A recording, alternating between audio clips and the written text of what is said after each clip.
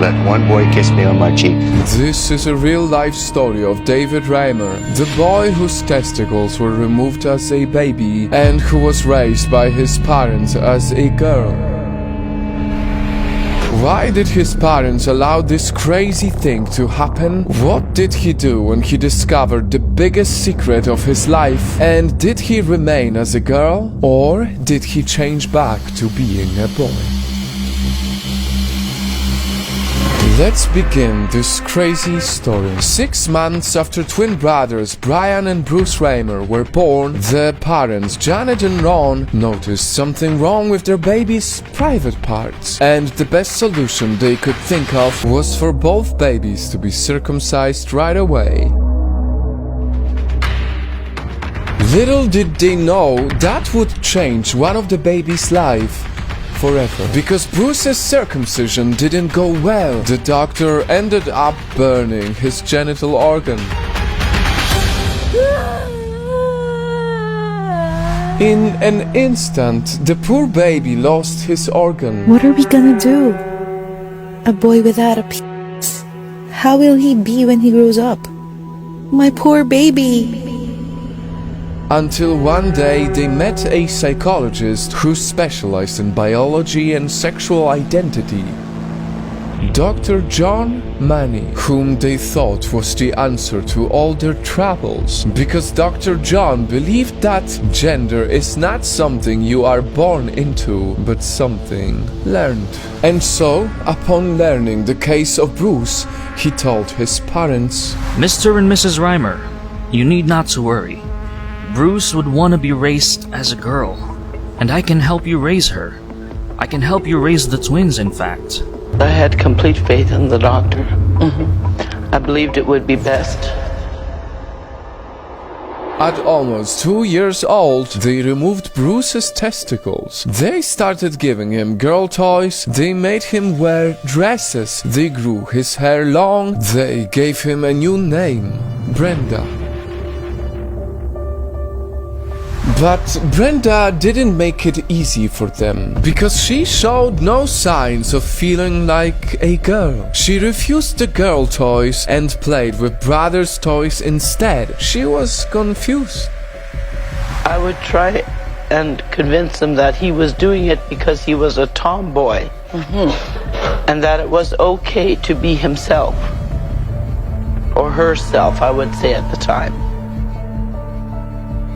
And this is where Dr. John's insane experiment would carry on. At only 7 years old and without the knowledge of their parents, Dr. John would ask the twins to do the weirdest things, the weirdest experiments no child should ever do.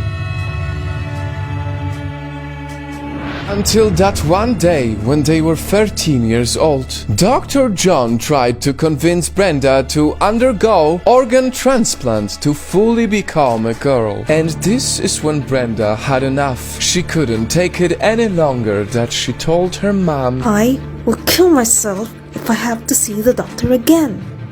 Those were the words that made Janet realize they were being horrible parents. Finally, they decided to tell the twins the truth after 15 long years. Brenda, listen to me, honey.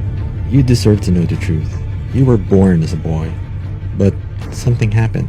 We had to raise you as a girl.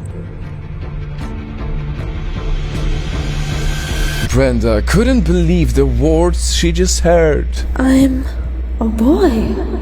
She was relieved and happy. She was no longer confused of who and what she was. She finally felt her own self for the first time in 15 years. For the next few years, Brenda slowly transformed herself. She took testosterone supplements, she had her breasts removed, she had her male genital organ recreated, she became a man again and called himself David. David continued to live the life he wanted. He even met the love of his life and married her. But even after so many years, the evil Dr. John wasn't done with him yet. He told people that the experiment with the Reimer twins was successful and that David wanted to be a girl. And even when the twins opened up to the public about the hell they went through, Dr. John didn't let them live peacefully. Unfortunately, this led David to take his own life.